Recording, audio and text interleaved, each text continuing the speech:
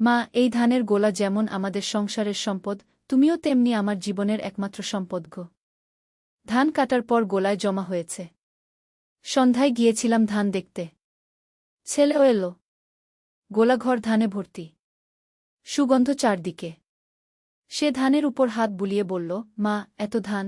আমি গর্বে বললাম, এই বছর ভালো ফলন হয়েছে। সে আমার দিকে তাকিয়ে বলল, তোমার মতো ভালো মানুষের ঘরে ভালো ফলন হবেই, আমি খুশি হলাম।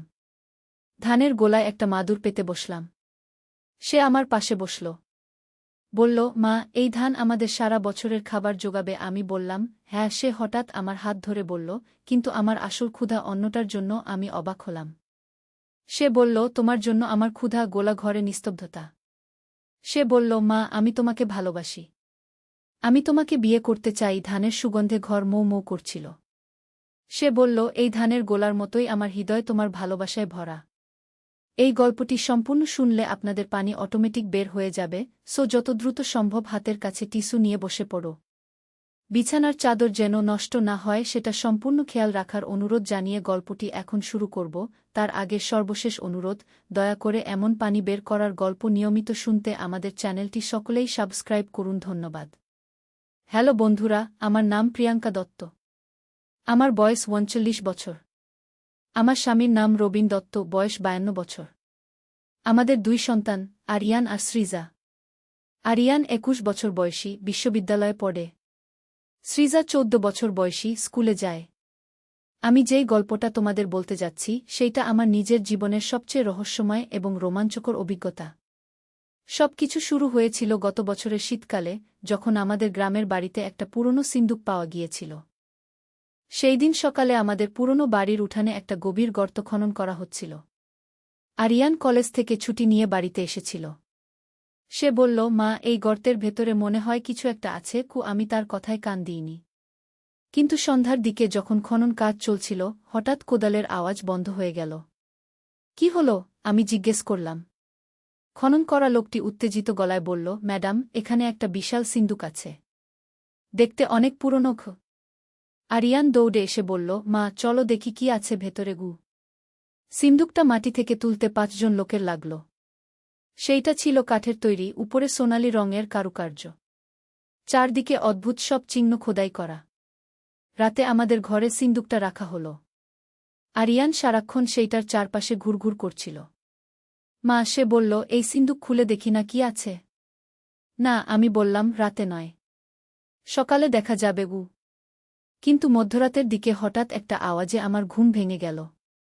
মনে হচ্ছিল যেন কেউ সিন্দুক খোলার চেষ্টা করছে। আমি উঠে দেখলাম আরিয়ান সিন্দুকের সামনে বসে আছে। আরিয়ান, কি করছ? মা, এই সিন্দুক নিজে নিজেই শব্দ করছে। মনে হচ্ছে ভেতরে কিছু একটা নড়াচড়া করছে। আমিও কান পেতে শুনলাম। সত্যিই ভেতর থেকে একটা অদ্ভুত আওয়াজ আসছিল, যেন কেউ ভেতর থেকে ডাকছে। পরের দিন সকালে আমরা গ্রামের বৃদ্ধ পণ্ডিত কাকুকে ডাকলাম। তিনি সিন্দুক দেখে বললেন, এইটা খুবই পুরনো, অন্তত ২০০ বছরের পুরনো। এই চিহ্নগুলো সংস্কৃত ভাষায় লেখা। কি লেখা আছে? আরিয়ান আগ্রহভরে জিজ্ঞেস করল। পণ্ডিত কাকু চশমা পরে ভালো করে দেখে বললেন, এখানে লেখা আছে যে এই সিন্দুক খুলবে সে পাবে অসীম শক্তি, কিন্তু তার বিনিময়ে তাকে দিতে হবে তার প্রিয়তম জিনিস। আমার মনে ভয় ধরে গেল। মানে হল, এখন থেকে এই সিন্দুক আর কারো ক্ষতি করবে না। তুমি তোমার মাতৃত্ব ত্যাগ করে আবার ফিরে পেয়েছ। এইটাই এই অভিশাপের সমাধান ছিল। আমি বুঝতে পারলাম যে আসলে এই পুরো ঘটনাটা একটা পরীক্ষা ছিল। পরীক্ষা ছিল আমি কতটুকু ত্যাগ স্বীকার করতে পারি আমার সন্তানের জন্য। পরের দিন আমি আরিয়ান আর সৃজাকে পুরো ঘটনা খুলে বললাম। তারা প্রথমে বিশ্বাস করতে পারেনি। মা, তুমি বলছো যে তুমি আমাদের মা মনে করতে পারছিলে না? আরিয়ান জিজ্ঞেস করল। হ্যাঁ, কয়েক মাস আমার মনে হচ্ছিল তোমরা অপরিচিত। কিন্তু তুমি তো আমাদের সাথে স্বাভাবিকভাবেই আচরণ করেছ। সেইটা ছিল আমার দায়িত্ববোধ থেকে। কিন্তু ভালোবাসা ছিল না। সৃজা কাঁদতে শুরু করল। মা, তুমি আমাদের ভালোবাসো না? আমি তাকে কোলে নিয়ে বললাম, এখন ভালোবাসি। আগের চেয়েও বেশি ভালোবাসি। এই ঘটনার পর আমাদের পরিবারের মধ্যে একটা নতুন বন্ধন তৈরি হল। আমরা বুঝতে পারলাম যে সত্যিকারের সুখ কোনো জাদুর জিনিসে নেই, সেইটা আছে পরস্পরের প্রতি ভালোবাসা আর যত্নে। কিন্তু গল্পটা এখানেই শেষ নয়। কয়েক মাস পর হঠাৎ একদিন আমাদের বাড়িতে একজন অপরিচিত লোক এল। আমার নাম অভিজিৎ সেন, সে পরিচয় দিল। আমি একজন ইতিহাসবিদ। আমি শুনেছি যে আপনাদের এখানে একটা প্রাচীন সিন্দুক পাওয়া গিয়েছিল গু। আমি অবাক হয়ে বললাম, আপনি কিভাবে জানলেন? আমি গত 5 বছর ধরে এই সিন্দুকের খোঁজ করছি। এইটা আমার গবেষণার বিষয় গু। অভিজিৎবাবু আমাদের বললেন যে এই রকম সিন্দুক ভারতের বিভিন্ন জায়গায় পাওয়া গিয়েছে। সব জায়গাতেই একই ধরনের ঘটনা ঘটেছে। লোকরা প্রথমে সিন্দুকের শক্তি ব্যবহার করে খুশি হয়েছে, কিন্তু পরে বুঝেছে যে এর একটা বিশাল মূল্য আছে গি। কি ধরনের মূল্য? আরিয়ান জিজ্ঞেস করল। যে যা সবচেয়ে ভালোবাসে সেইটা হারানোর মূল্য। অভিজিৎবাবু আরও বললেন, কিন্তু আপনারা ভাগ্যবান। আপনারা এই অভিশাপ থেকে মুক্ত হতে পেরেছেন গি। কেন? কারণ প্রিয়াঙ্কা ম্যাডাম সঠিক সিদ্ধান্ত নিয়েছিলেন। তিনি বুঝতে পেরেছিলেন যে সত্যিকারের ভালোবাসা কোনো জাদুর জিনিসে নেই গি।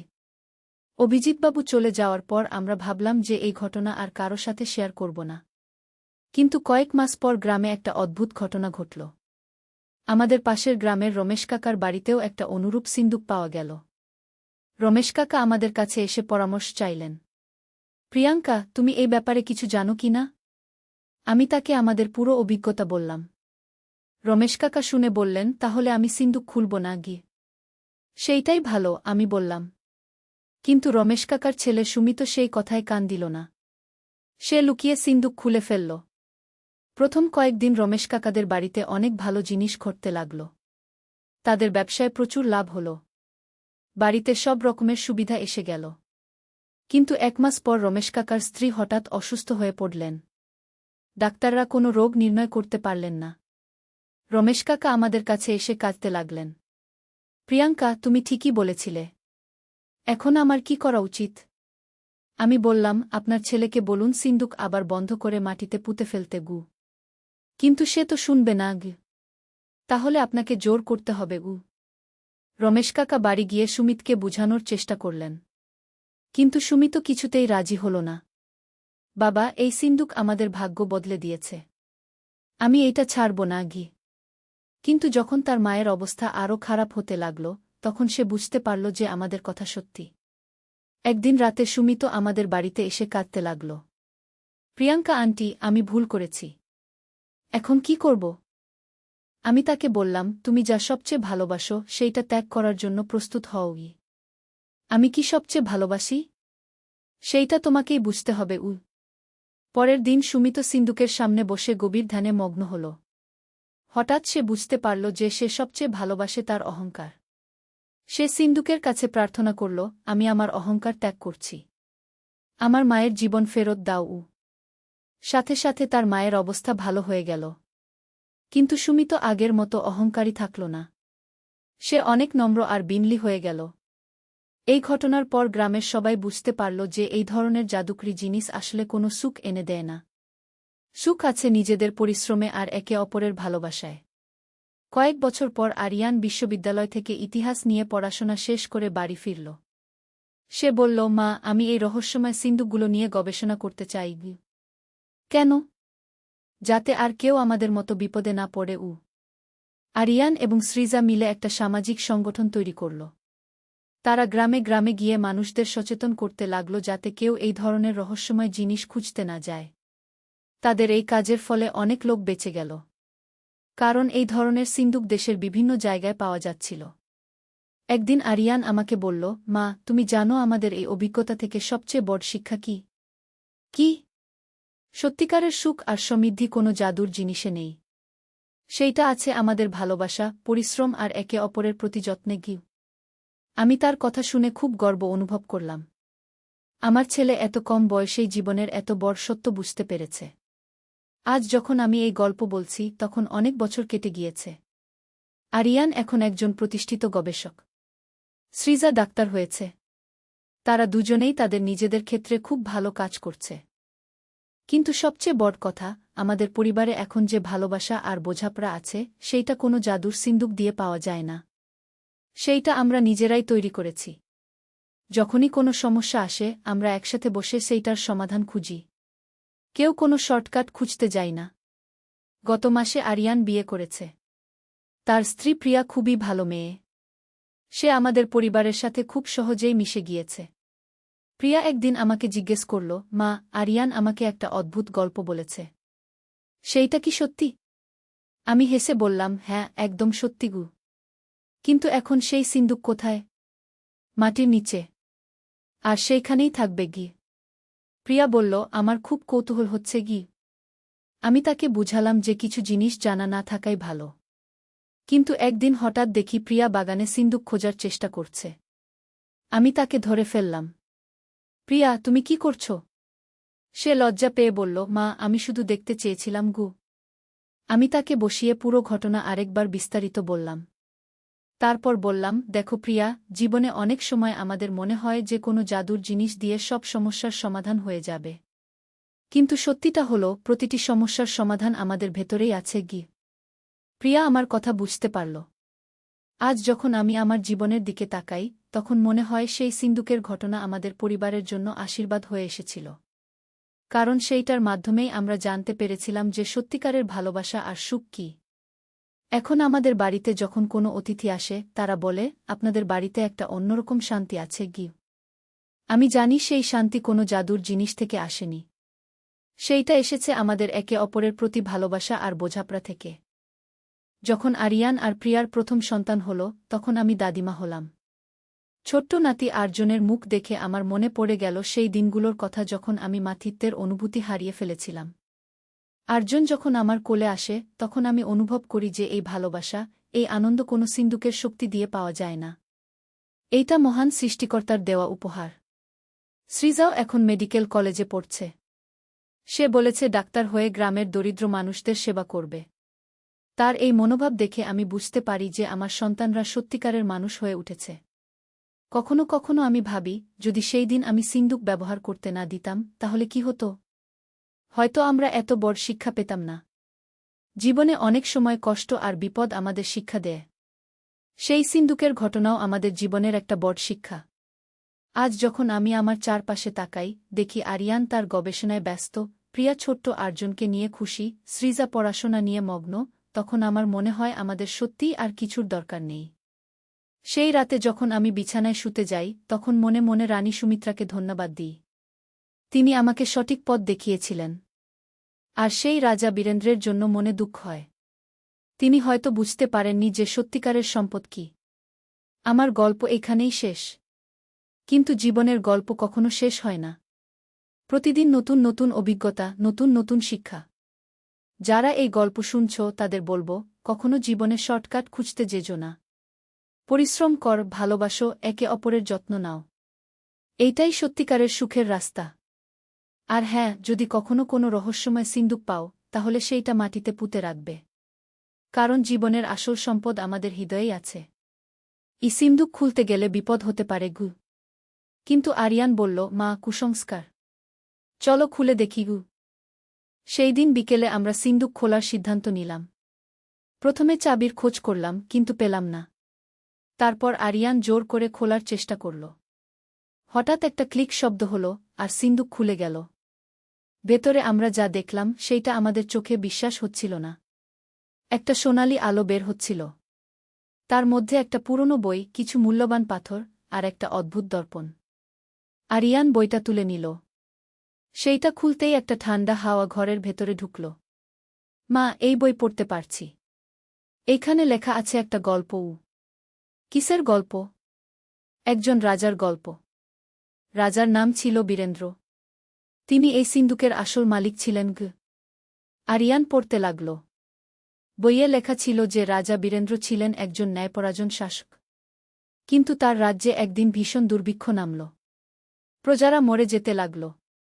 রাজা প্রজাদের বাঁচানোর জন্য এক সন্ন্যাসীর কাছে গিয়েছিলেন। সন্ন্যাসী তাকে এই জাদুর সিন্দুক দিয়েছিলেন। বলেছিলেন, এই সিন্দুকের শক্তি দিয়ে তুমি তোমার রাজ্যকে সমৃদ্ধ করতে পারবে। কিন্তু মনে রেখো, এর বিনিময়ে তোমার সবচেয়ে প্রিয় জিনিস হারাতে হবে গু। রাজা রাজি হয়েছিলেন। সিন্দুক ব্যবহার করে তিনি রাজ্যে অভূতপূর্ব সমৃদ্ধি এনেছিলেন। কিন্তু বিনিময়ে তিনি হারিয়েছিলেন তার প্রিয় স্ত্রী রানী সুমিত্রাকে। তারপর কি হল? আমি জিজ্ঞেস করলাম। আরিয়ান পাতা উল্টে বলল, রাজা এত দুঃখ পেয়েছিলেন যে তিনি সিন্দুকটা মাটিতে পুঁতে ফেলেছিলেন। আর লিখে রেখেছিলেন যে যদি কেউ এই সিন্দুক পায় তাহলে সে ব্যবহার করার আগে ভালো করে চিন্তা করে নেবে গু। রাতে আমি ভাবতে লাগলাম এই পুরো ব্যাপারটা নিয়ে। আরিয়ানও অনেক উত্তেজিত ছিল।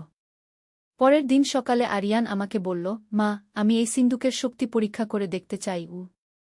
না আরিয়ান, বইয়ে যা লেখা আছে সেইটা ভাবগু। মা, এইগুলো সব কুসংস্কার। আধুনিক যুগে এইসব কিছুর অস্তিত্ব নেই গি। কিন্তু সেই দিন রাতে যা ঘটল সেইটা আমাদের সবার জীবন বদলে দিল। মধ্যরাতে হঠাৎ বাড়িতে একটা অদ্ভুত আলো জ্বলে উঠল। আমি ঘুম থেকে উঠে দেখলাম সিন্দুক থেকে সোনালি আলো বের হচ্ছে। আরিয়ানের ঘরে গিয়ে দেখি সে গভীর ঘুমে। কিন্তু তার মুখে একটা অদ্ভুত হাসি। পরের দিন সকালে আরিয়ানের মধ্যে একটা পরিবর্তন লক্ষ্য করলাম। সে অনেক বেশি আত্মবিশ্বাসী হয়ে উঠেছিল। আর যে কোনো কাজ সে খুব সহজেই করে ফেলছিল। মা, আজ আমি একটা পরীক্ষা করব, সে বলল। কী রকম পরীক্ষা? আমি দেখব আসলেই এই সিন্দুকের কোনো শক্তি আছে কিনা গিয়ে। সেই দিন বিকেলে আরিয়ান আমাকে বাগানে নিয়ে গেল। বাগানের একটা অংশে গত বছরের দুর্ভিক্ষের কারণে কোনো গাছ জন্মায়নি। আরিয়ান সিন্দুক থেকে বের করা দর্পণটা নিয়ে এসেছিল। সেইটা মাটিতে রেখে কিছু একটা মন্ত্র পড়ল। হঠাৎ দেখি মাটি থেকে ছোট ছোট চারা বের হতে শুরু করেছে। আমার চোখে বিশ্বাস হচ্ছিল না। এটা কিভাবে সম্ভব? আমি অবাক হয়ে বললাম। আরিয়ান হাসি মুখে বলল, মা, এই সিন্দুকের আসলেই শক্তি আছে। আমরা এটা ব্যবহার করে আমাদের জীবনকে আরও ভালো করতে পারি গি। কিন্তু আমার মনে ভয় হচ্ছিল। রাজা বীরেন্দ্রের গল্প মনে আছে আমার। সেই দিন রাতে আমার একটা অদ্ভুত স্বপ্ন হল। দেখলাম একজন রানী আমার কাছে এসেছেন। তিনি বললেন, তোমার ছেলে আমার স্বামীর মতো একই ভুল করছে। তাকে সাবধান করো। স্বপ্ন থেকে উঠে আমি আরিয়ানের ঘরে গেলাম। দেখি সে সিন্দুক নিয়ে কিছু একটা করছে। আরিয়ান, কি করছ? মা, আমি জানতে চাচ্ছি এই সিন্দুকের পূর্ণ শক্তি কী গু। আমি তাকে বুঝানোর চেষ্টা করলাম। কিন্তু সে কোনো কথা শুনছিল না। পরের কয়েকদিন আরিয়ান সিন্দুকের সাহায্যে নানা অলৌকিক কাজ করতে লাগল। আমাদের ক্ষেতে অভূতপূর্ব ফসল হল। বাগানে সব ফুল ফুটে উঠল। এমনকি আমাদের বাড়ির পুকুরে মাছের সংখ্যাও বেড়ে গেল। গ্রামের লোকরা আশ্চর্য হয়ে যেতে লাগল। সবাই আমাদের বাড়িতে আসতে লাগল। প্রিয়াঙ্কা, তোমাদের এত সৌভাগ্য কেন? পাশের বাড়ির রীতা আন্টি জিজ্ঞেস করল। আমি কিছু বলতে পারলাম না। কিন্তু আরিয়ান গর্বের সাথে বলল, আন্টি, আমাদের ভাগ্য ভালো। কিন্তু আমি জানতাম এইটা ভাগ্যের ব্যাপার নয়। এইটা সিন্দুকের শক্তি। একদিন সকালে আমি দেখলাম সৃজার তবিয়ত খারাপ। সে বলল, মা, আমার মাথা খুব ব্যথা করছে গিউ। ডাক্তার ডেকে দেখালাম। ডাক্তার বললেন, কোনো চিন্তার বিষয় নেই। জ্বর হয়েছে গিউ। কিন্তু দিন যেতে লাগল, সৃজার অবস্থা আরও খারাপ হতে লাগল। সে খেতে পারছিল না, রাতে ঘুমাতে পারছিল না। আরিয়ান বলল, মা, চিন্তা করো না। আমি সিন্দুক দিয়ে সৃজাকে ভালো করে দেব গো। না আরিয়ান, এইভাবে নয় গো। কিন্তু সেই রাতে আরিয়ান লুকিয়ে সৃজার জন্য সিন্দুক ব্যবহার করল। সকালে দেখলাম সৃজা একদম সুস্থ। কিন্তু সেই দিনই বিকেলে আরিয়ান অসুস্থ হয়ে পড়ল। তার প্রচণ্ড জ্বর হল। আমি বুঝতে পারলাম সিন্দুকের শক্তি বিনিময়ে কাজ করে। একজনের ভালো হলে অন্য কারো খারাপ হয়। রাতে আমি সিন্দুকের কাছে গিয়ে বসলাম। হঠাৎ মনে হল যেন রানী সুমিত্রা আমার সামনে দাঁড়িয়ে আছেন। তুমি কি আমার কথা শুনতে পাচ্ছ? তিনি বললেন। হ্যাঁ, আমি উত্তর দিলাম। আমার স্বামী যেই ভুল করেছিল, তোমার ছেলেও সেই একই ভুল করছে। এই সিন্দুক যত ভালো কাজ করবে ততই তোমাদের ক্ষতি হবে গু। তাহলে কি করব? সিন্দুক আবার মাটিতে পুঁতে ফেল। না হলে তোমার সবচেয়ে প্রিয় জিনিস হারাবে গু। পরের দিন আমি আরিয়ানকে বুঝানোর চেষ্টা করলাম। কিন্তু সে বলল, মা, তুমি ভুল ভাবছ। আমাদের এখন কত ভালো দিন যাচ্ছে গি। কিন্তু আমি জানতাম এটা দীর্ঘস্থায়ী নয়। সেই দিন রাতে ভীষণ ঝড় উঠল। আমাদের ঘরের ছাদ প্রায় উড়ে যাওয়ার উপক্রম হল। হঠাৎ দেখি সিন্দুক থেকে ভীষণ আলো বের হচ্ছে। আরিয়ান ঘুম থেকে উঠে সিন্দুকের কাছে গেল। সে বলল, মা, সিন্দুক আমাকে ডাকছে গু। আমি তাকে বাধা দিতে চেষ্টা করলাম। কিন্তু সে আমার কথা শুনছিল না। হঠাৎ সিন্দুক থেকে একটা অদ্ভুত শক্তি বের হয়ে আরিয়ানকে ঘিরে ফেলল। মা, আমি এখন এই সিন্দুকের অংশ হয়ে যাচ্ছি, আরিয়ান বলল। আমি চিৎকার করে উঠলাম। না আরিয়ান, কিন্তু ততক্ষণে দেরি হয়ে গিয়েছিল। আরিয়ান ধীরে ধীরে সিন্দুকের ভেতরে মিলিয়ে যেতে লাগল। আমি দৌড়ে গিয়ে সিন্দুক বন্ধ করার চেষ্টা করলাম। কিন্তু সেইটা বন্ধ হচ্ছিল না। হঠাৎ রানী সুমিত্রার কণ্ঠস্বর শুনতে পেলাম। প্রিয়াঙ্কা, তুমি এখনো পারো। তোমার সবচেয়ে প্রিয় জিনিস ত্যাগ করো। আমার সবচেয়ে প্রিয় জিনিস কি? তোমার মাতৃত্ব। তুমি যদি মা হওয়ার অনুভূতি ত্যাগ করো, তাহলে আরিয়ান মুক্ত হবে গে। আমি কিছুক্ষণ ভাবলাম। মা হওয়ার অনুভূতি ত্যাগ করা মানে আমি আর কখনো আরিয়ান আর সৃজাকে নিজের সন্তান মনে করতে পারব না। কিন্তু আরিয়ানকে বাঁচানোর জন্য আমি সেই ত্যাগ স্বীকার করলাম। আমি রাজি, আমি বললাম। সাথে সাথে সিন্দুক থেকে আরিয়ান বেরিয়ে এলো। কিন্তু আমার মনে হলো যেন আমি তাকে চিনি না। তার প্রতি আমার মাতৃত্বের অনুভূতি হারিয়ে গিয়েছিল। পরের দিন সকালে আমি সিন্দুকটা আবার মাটিতে পুঁতে ফেললাম। আরিয়ান আর সৃজা অবাক হয়ে জিজ্ঞেস করল, মা, কেন? কিন্তু আমি তাদের মা বলে মনে করতে পারছিলাম না। তারা আমার কাছে অপরিচিত মনে হচ্ছিল। কয়েক মাস পর হঠাৎ একদিন আমার মনে হলো যেন আমার ভেতরে কিছু একটা জেগে উঠছে। ধীরে ধীরে আমার মাতৃত্বের অনুভূতি ফিরে আসতে লাগল। রানী সুমিত্রা আবার আমার স্বপ্নে এলেন। তিনি বললেন, প্রিয়াঙ্কা, তুমি সঠিক কাজ করেছ। তোমার ত্যাগের কারণে এই অভিশাপ ভেঙে গিয়েছে। মানে হলো